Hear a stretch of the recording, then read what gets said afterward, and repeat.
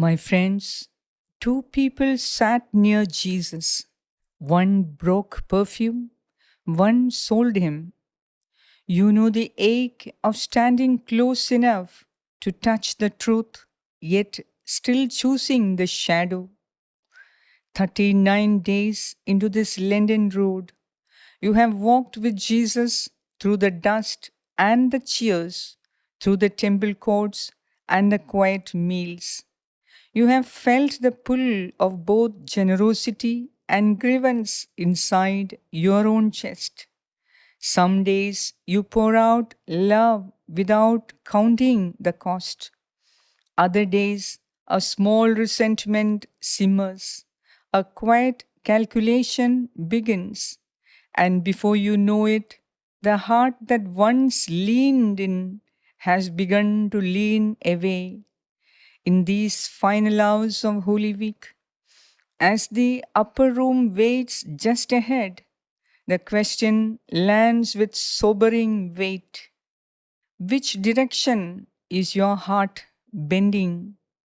The 40 days have been leading you to this single choice. And the invitation of drawing near is this: you think proximity to the sacred is enough, but heaven is asking you to choose, not just to be near, but to be for. Listen with me to that evening in Bethany, in the home of Simon the leper. The table is set. Jesus reclines among his friends, the cross already casting its long shadow across the coming days.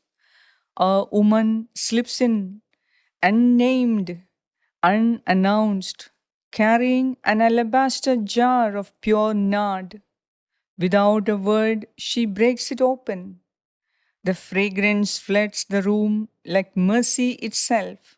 She pours it over his head, every drop anointing him for burial while he is still breathing.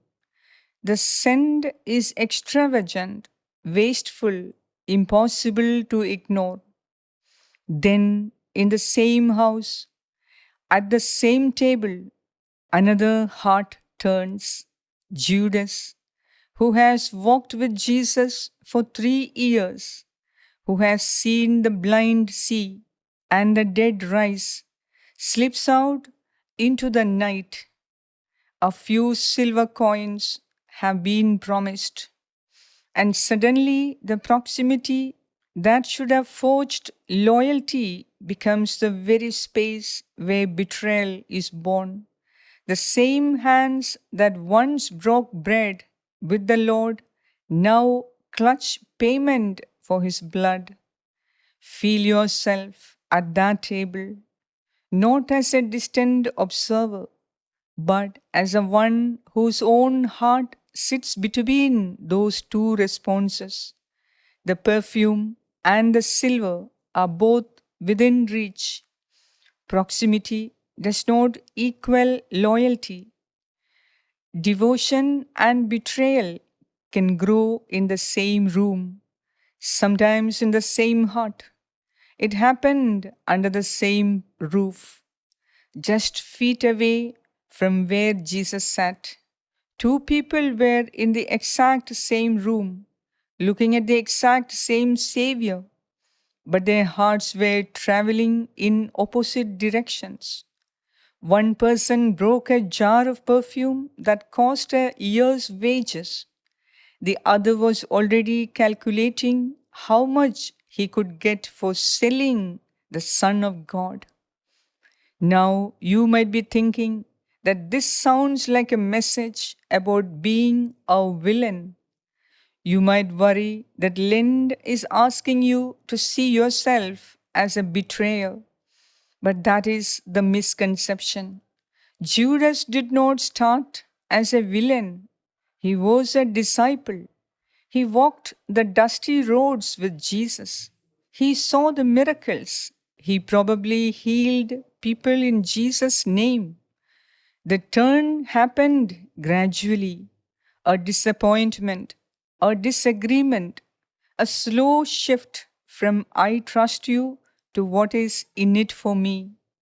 The mercy in this story is that Jesus still sits at the table. He does not rise to expose Judas in front of everyone.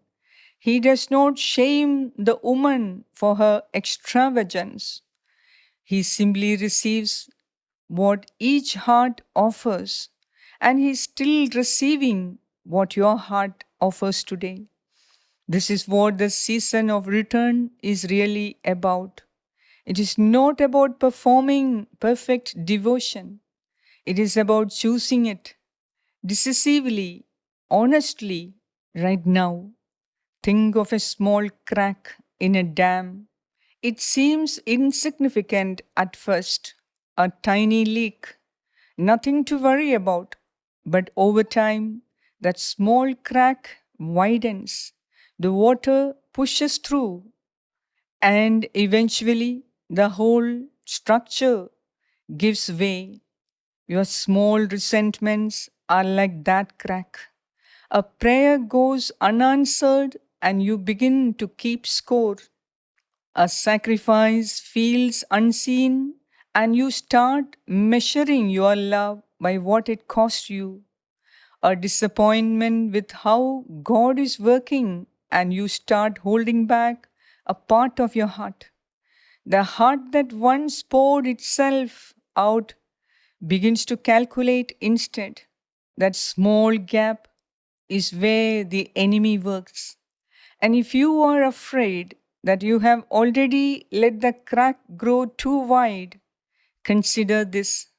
The same table that held the perfume and the silver also holds the bread and the cup. The same Jesus who was betrayed is the same Jesus who washes feet. He does not walk away from the table. He stays, he serves, he loves to the end. Your small resentments do not disqualify you from his table. They are exactly what he came to heal. You do not need to hide your silver pocket from him. You need to bring it to him. Open your hands and choose again. Here is the deeper wonder that turns the tension into hope. Jesus still sits at the table. He does not rise to expose Judas in front of everyone. He does not shame the woman for her extravagance. He simply receives what each heart offers. In this Holy Week, as we walk the final steps toward the upper room and the cross, the invitation is not to perform perfect devotion. It is to choose it decisively, honestly, right now. Choose the broken jar over the silver. Choose generosity over grievance. Choose the love that cost everything because it is only love that lasts. Mary's response was wholehearted alignment. She did not calculate, she just gave. Judas' response was a calculation. He was looking for what he could get, while she was looking for what she could give. In the end, the perfume was worth more than the silver because the perfume was fueled by love and the silver was fueled by a grievance. As we prepare for the Last Supper tomorrow, we are standing at the same crossroads. Will we be the ones who break the jar or the ones who count the coins? Will we choose generosity or grievance? The tension of this day is the realization that both Mary and Judas live inside of us. Holy Week is a time to decide which one we will feed. After 39 days of drawing near, the moment is here. Two responses, two paths. Which direction is your heart bending? Do not wait for tomorrow to decide. Do not wait until the upper room is behind you. Choose now. Break the jar. Pour out what you have been holding back. Let the fragrance fill the room of your life. He is still at the table and He is waiting for your yes. This is a journey home. It is not a march of passive attendance. It is a walk of decisive love. And at the end of that walk, there is a light that has always been waiting. It is a light of a Savior who did not calculate the cost of loving you. He poured Himself out completely. So stop holding back today. Make the new start. Live the better life that begins not when your devotion is safe, but when your devotion is finally wholehearted. Everything has been renewed. Everything can be changed for the best. And it starts with the simple choice of a heart that stops calculating and starts pouring. Let us pray together. Lord Jesus, I sit at the table with you tonight. I see the jar in my hands and the silver in my pocket. I confess that both live inside me. There are days I pour out love without counting the cost. And there are days a small resentment simmers, a quiet calculation begins, and my heart begins to lean away. Forgive me, O Lord, every small grievance that has pulled me toward betrayal. Forgive the prayers I have kept score on. Forgive the sacrifices I have measured. Forgive the part of my heart I have tried to keep for myself. Search me today. If there is any resentment or greed growing in my shadows, root it out. I choose the path of a broken jar. I choose to be extravagant in my love and wholehearted in my following.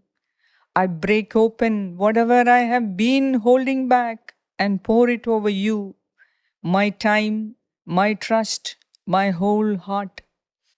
Let this decisive love carry me through these final holy days.